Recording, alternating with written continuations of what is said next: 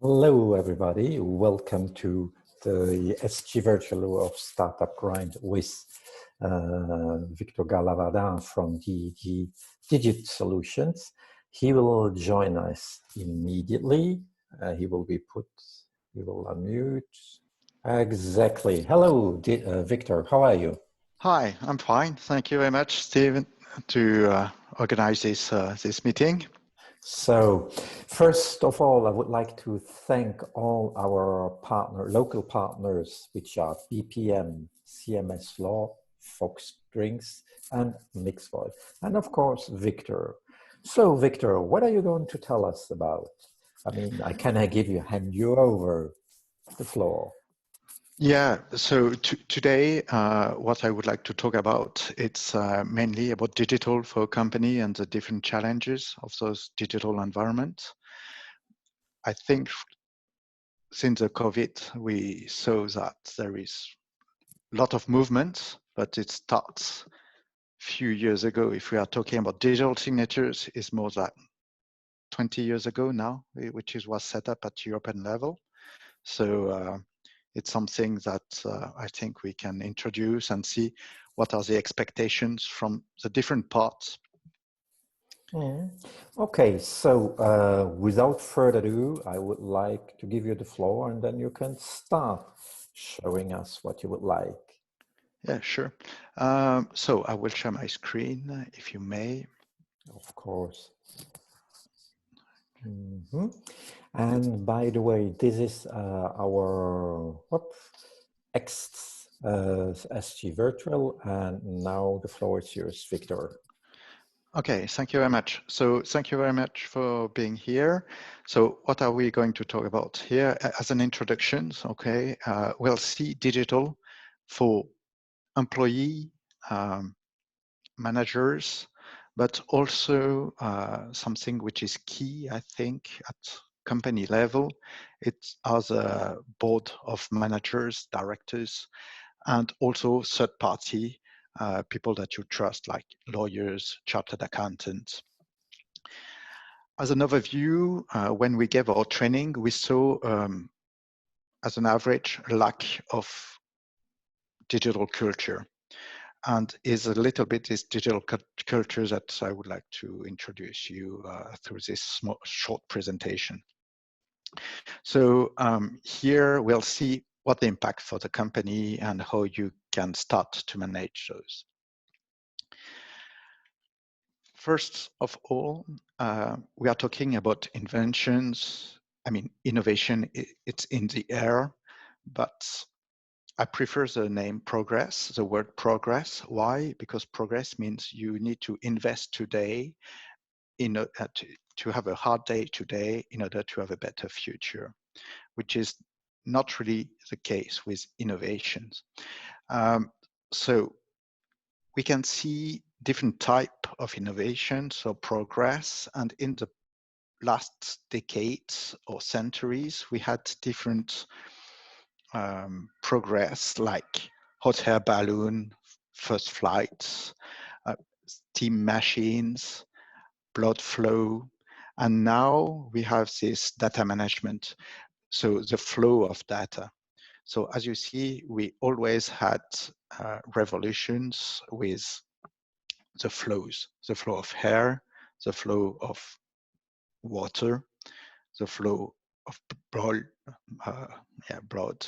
So each of those we gain in intensity, and it changes the world where we are living. So it's key now to understand the data flow, but it's not a mainstream revolutions as the other ones. I mean, we'll not gain decades of life because of this. Then what is important now, and when we are talking about digital, and we can see that when we discuss with students, it's environment. It's amazing to see at university how many people are talking about environment and what they would like to do, how they would like to impact. but we can see also they have a certain level of understanding, meaning they want to reduce waste, for example, or they want to have a zero paper attitude. But in fact, it's very hard for them to find a good way to have this attitude. We can see that they want short consumption circuits. They would like to have circular economy, but in fact, most of them don't really know about industry, how the industry work, what the consumption of industry, something that we saw with COVID, when people say, okay, we'd like to see the industry now in our ground again, in our country, in our area, but then they don't really understand how much energy, water, sand it will consume and the impact on the environment. So this is a key thing. We need engineers, we need to train those people. And this is also related to digital. They think that digital will change everything, but then we need to let them understand that digital is not a part of the staff, because to become digital, you need to have your laptop and all the infrastructure behind. It's not only the software, it's also the hardware. Then we can see they are talking about nature, another stuff which is a little bit different compared to, let's say, environment, I mean, digital environment. They don't really understand, or there is a lack of understanding of what is nature. Why? Because they never lived, I mean, they lived in cities, so their contact with the nature, let's say it's only today with the COVID-19, when they hear the birds and say the springtime. So company need to train the people when they arrive in the company, and that's a big challenge, of how they will impact the environment, why, and how they will treat all this material. Then second part, which is really related to digital, is communications. On communication here, we are going to talk about the web. And people need to understand what is the web, how the information on the web is produced, how you can produce information, how you receive it. So that's the first part. Then you need to understand also the social networks and how to consume the social network, how it works, what the industry behind, and understanding of the finance behind for the company. Another stuff is cybersecurity. So young people and also your employee need to understand what cybersecurity is. Why?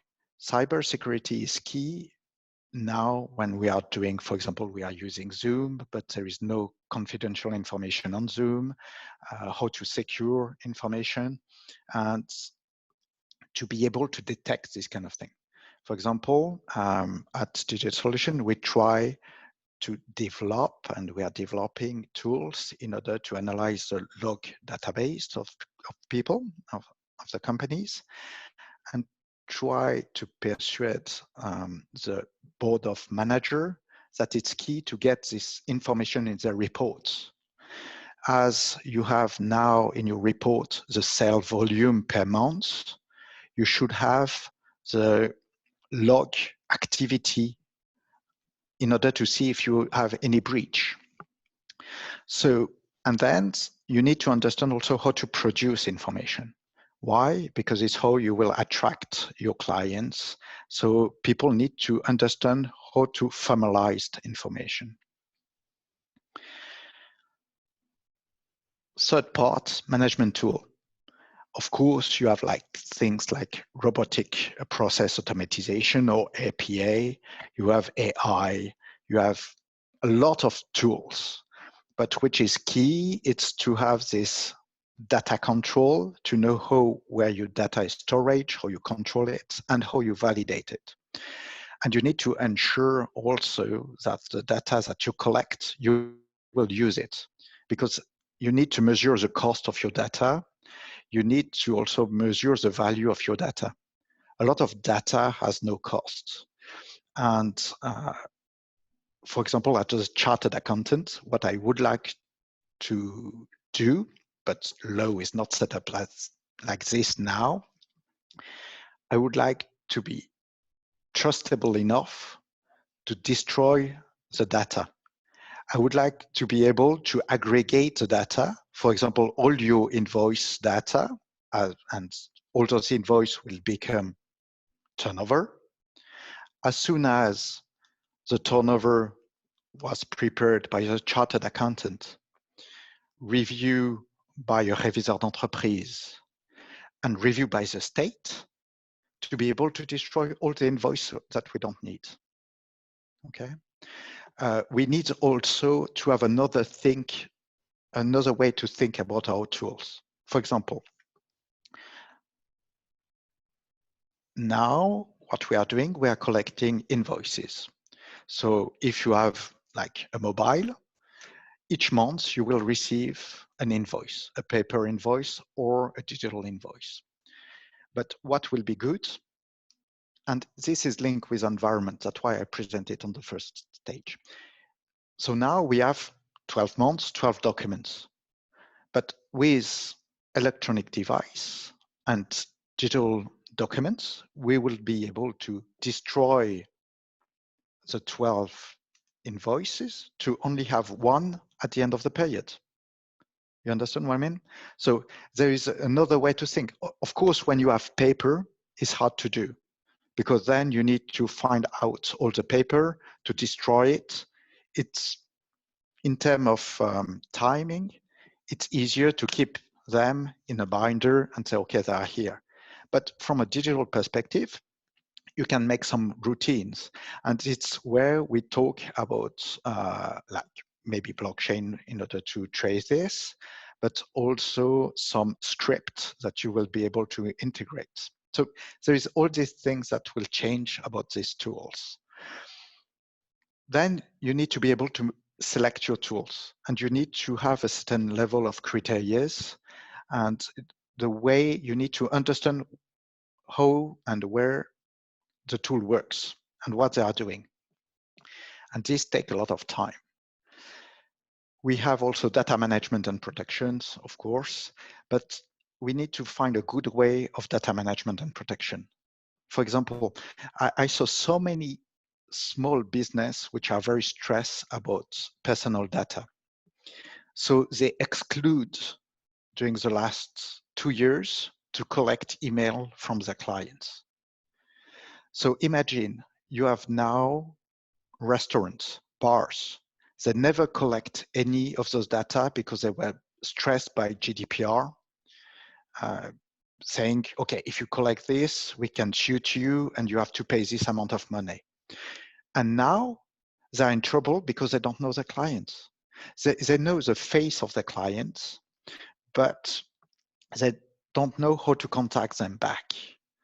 And now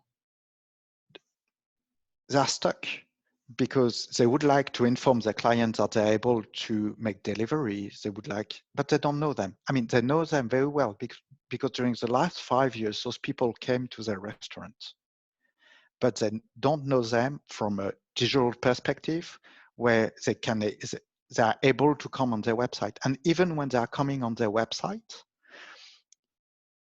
they didn't track this because they don't want to, because of the GDPR, say, oh, no, cookies are not good and stuff like this. So people need to integrate these elements in order to be able to develop their business. And from this perspective, local is very powerful. I mean, if you want to fight as a library against Amazon, I mean, if you make a research on Google and your website is well designed, that you will be there because you are able to deliver, to give an advice, and which is a local advice. And this is key.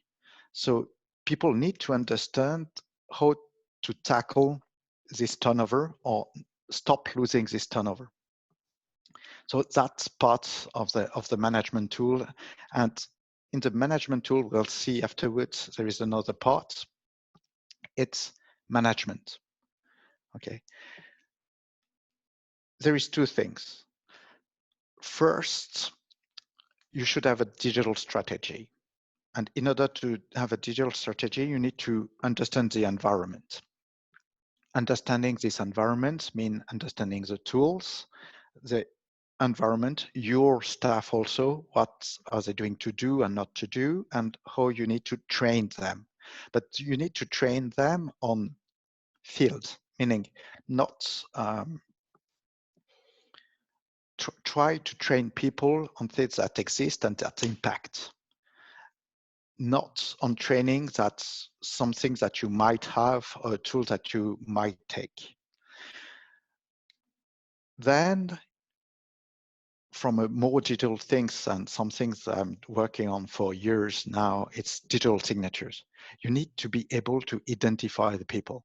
You have different type of digital signatures. You have different type of connections, and to know how to identify people on the web or let's say digitally, it's key. So people now need to understand how it works and how they can identify their clients, but also your all your customers, but also your suppliers. Okay, all the key people of your environment.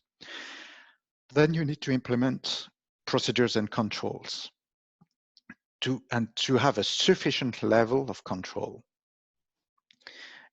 There is you have a lot of risk now that you are managing very well because you know them. That's the main problem with digital. Why people are not switching from paper to digital? I mean, paper, I am the manager. I know it very well for years. I know that my employees are able to work with this flow. I know that when there is a problem, I had already the experience of this problem, so I know how to solve it. And if something happened, I know that I'm insured about this process, and then it will be solved. So my risk is very low. Now, if I want to switch to digital flow, my employees, they don't know how to do it. So I need to teach them. So this is a cost. Me, I don't know it. I have no experience. So this is a key things too. And what should I do? Then insured, I have no insurance. I'm not sure. And my insurer is even not sure of what he's insuring. Okay, cyber attack maybe, blah, blah, blah. But it's in terms of process, it will be hard. And then if I announce to my customers, oh, now I'm digital. So they will come back to me and say, oh, so it's less expensive. So can you make a rebate? So you need to anticipate all those things and to present the thing on the good manner. And don't forget that digital is not, let's say, it's not only digital. Meaning now, if you talk about Europe, we are in quite a secure environment where you have, and this is back to my first slide about environment, we have a lot of power. We don't have any power cuts. Now imagine that you are working in other countries where you have power cuts. How are you going to deal with only digital things? So you need to have backups. So meaning that people who knows how to work on paper, you need to keep them. I mean, and you need to transform them. And you need to use the young people which are at university who would like to work on digital. You need to take them in order to move step by step this digital flow. And even they are not very well trained up to now, okay? I'm going to university and stuff like this. We are talking about digital signatures. We are talking about paper flow and digital flow. This is key, but they are very, very good. They are very, very good customers, but they don't really see the business impact on this. And when you announce them, oh, look, you can collect this data, this data. Oh, you are working for this industry, but I compare your industry to your competitors with free data. So you are not performing that well compared to your to your competitors. They say, oh, you collect all the data, and all of those data are free, and they need to be trained. It's hard for them to be trained. Why? Because when they come to their parents' home and say, okay, can I use this app, how it works, and so on, their parents say, I don't know. When they go school, people say, how it works. Everybody told them, I don't know, I don't know, I don't know. And so that's why when you are a company, when you integrate those people, you need to train them. But it was the same in the past, okay? When you had other revolutions, other change, you had to train your people. I see a lot of people saying, I would like to recruit talent. Say, train people and they'll become your talent. So that's a little bit what we're doing. I mean, you see, we're doing accounting, advisory, training, and development, but the main thing is how to use data, how you are able to use this data. Digital data is not key because it will be good at one point to be able to destroy it. But you see how to manage this data. So thank you very much. Here's the conclusion. So if you have any question, do not hesitate. Mm-hmm. Thank you, Victor, and thank you very much. You're welcome. So I have a few questions, and then in the chat there are also some. So all the aspects you have been talking about or touching upon, where would you, let's take here in Luxembourg, a normal, well-developed country with a sound economy, but they are dependent on external services and so on. We have bigger companies, we have smaller companies, we have SMEs and so on. How would you say that, for example, an SME, doesn't matter the size, should move forward or should start on their digital path or their digital journey? That's a good question. Or where should it start? Yeah, I think it will depend on your industry first. Mm-hmm. Okay, but if you are, let's say, B2C company, for sure, first thing is to have indicator for your website and to respect the basic rules. Okay, I'm not a specialist, far to be a specialist on this stuff, but you should know about SEO. When I say also basic indicators, when I say basic, okay, it's basic meaning the way you need to build a web page since 2000. Okay, since 2000, I mean, didn't change. HTML, I mean, it's almost the same. Of course, now you have HTML5, etc. But the basic for us, I mean, at least if you respect this, you will have better websites, you will have a better client, you will be able to resist against attacks from your competitors. And when I say competitors here, it's like big players. You need to understand how you write things. For example, at university, when we give lessons now, even if it's pure accounting soft, I mean, accounting, and I ask them to make a description. And in this description, I ask them to add the balise from the tag from HTML for them to understand what is a tag. Why is key?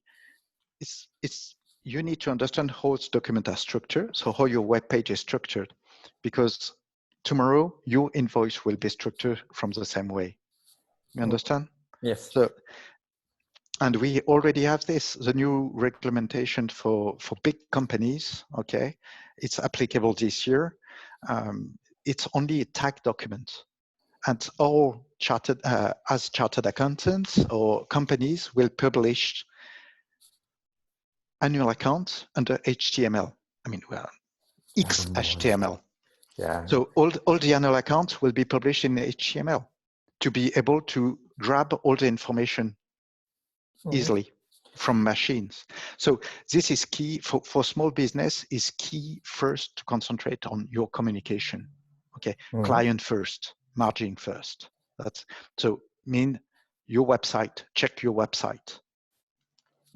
And on the other hand, you have also been touching upon just now and also during your introduction, during the workshop, is to educate the, how shall I say, the talent in the companies.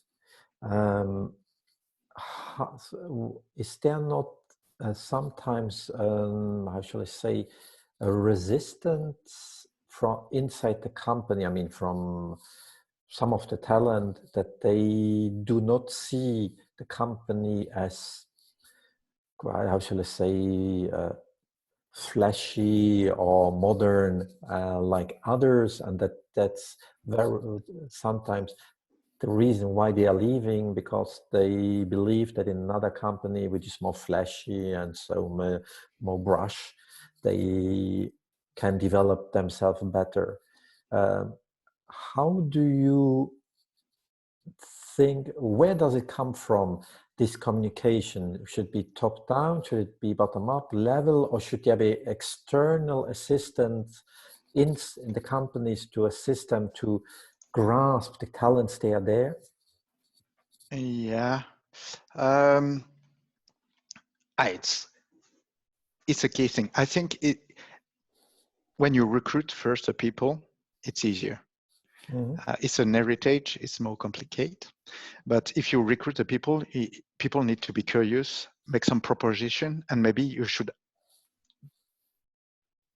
hearing those proposition.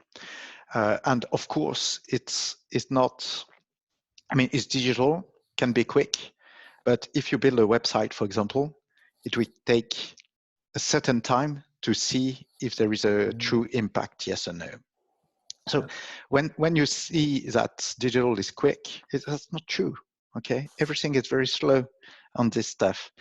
So you need to take time, and you need also to understand that, of course, you will have a part to your job, you should do it, but keep a part of this time to do something else. Okay, to have your run, it's investment, and then I think that will be the best way to train. I can really see it when I give some when I go to university, or when I'm doing online. You train the people and say, okay, what do you want to train? Okay, very different subject. Okay, but I say, okay, I told them each time when I start, okay, SMART, objective. What's your objective as student when you participate to my course? So at the end, what do you want to do? What is your objective? And I think this is something that you should also integrate in your company, because this is the key thing. Okay, what's the objective of what I'm doing? And by doing so, maybe you will have more retention. And people see the value of what you are doing. There is another point also, but this is another training that I'm doing. It's for people who want to set up company. We have SRS, a simplified SRL. And you clearly see that some people are employee and they would like to start something. And when you start saying, okay, here are the costs and how much turnover you should do in order to have at least the same salary as the one you have without any risk, then the people say, what? So as they're very surprised, and they say, okay, so maybe I will stay. And if I have an idea, I will do it on the backside. So it's something that you can also value when you have this kind of company. And I had a discussion with an entrepreneur who has a very good attitude on this, because he said to the people, okay, you have an idea, set up your company. What do you need? Okay, you need a place, an office. Okay, office, I offer it. Okay, because at least you have your desk. I just need to put a door, so it will be offered and stuff. You need time. I give you 15% of your time on your salary.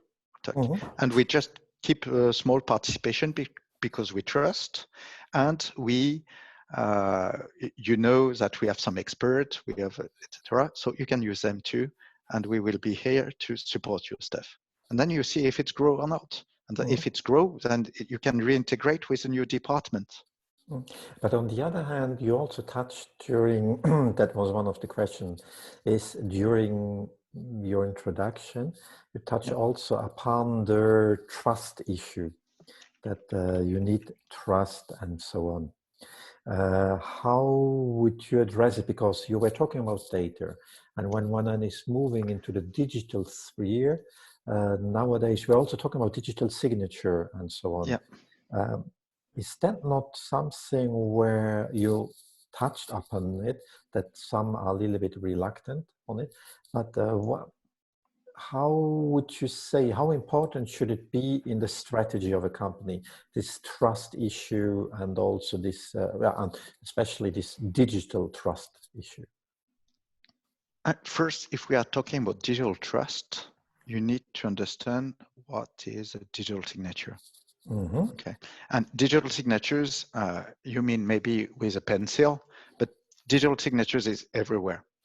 For example, this communication is encrypted, so it means that you have a kind of signature on it. So we need to understand this.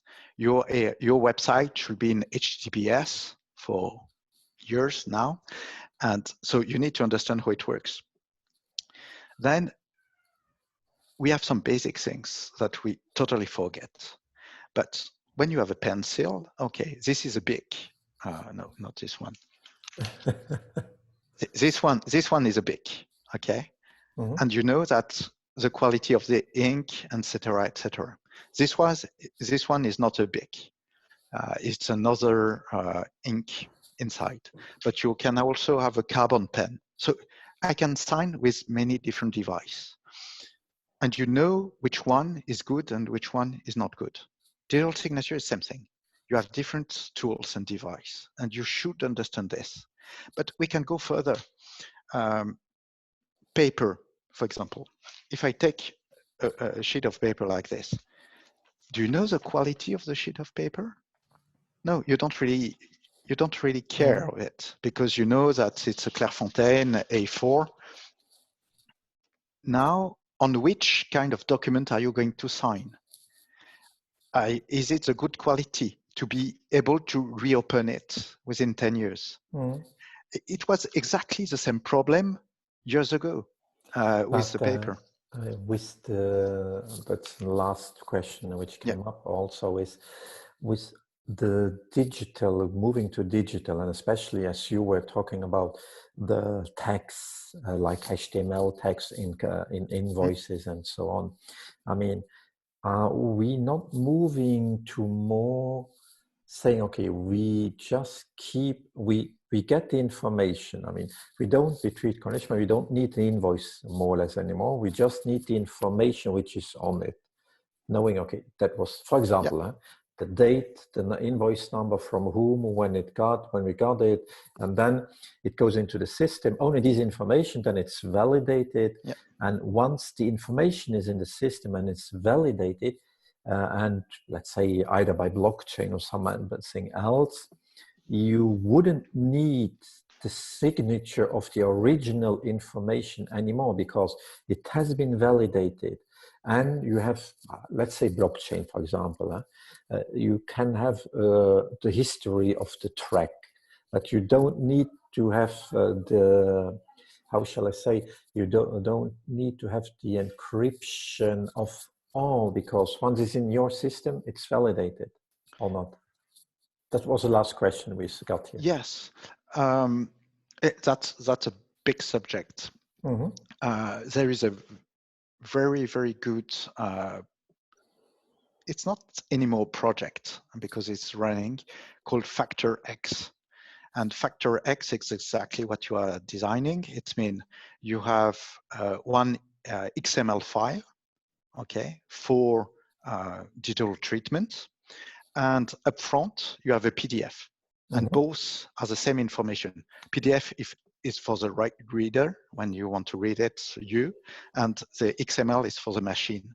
And on top of this, here you will have a certain type of digital signatures. Or why? For tax authority, because tax want to ensure that the invoice that you will receive and you will deduce, okay, from your revenue is a true invoice. So they would like to understand that the third party sign it to ensure that you're able to reduce your revenue with this, because they will tax the difference. So you still have the obligation to get this. If you don't have this, then we will have what we call the trust path.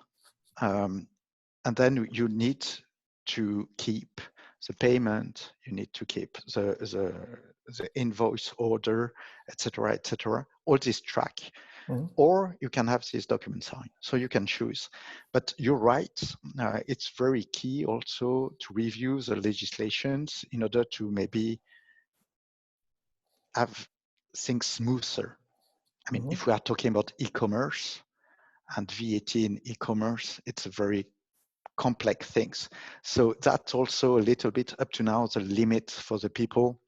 When you are small, when you are big, you can respect or you can force different tax authorities. When you are small, you have to respect, and there is too much law. What you want to do is only to do business. So to know how much you have to pay as tax, which is normal, and with this knowledge, you know your margin, you know how much you can buy, and that's it. And we need to go back to this. Okay, thank you on this note. Thank you very much, Victor. And thank you for all of you for participating and those who are reviewing it now, and looking forward to the next one. Thank you.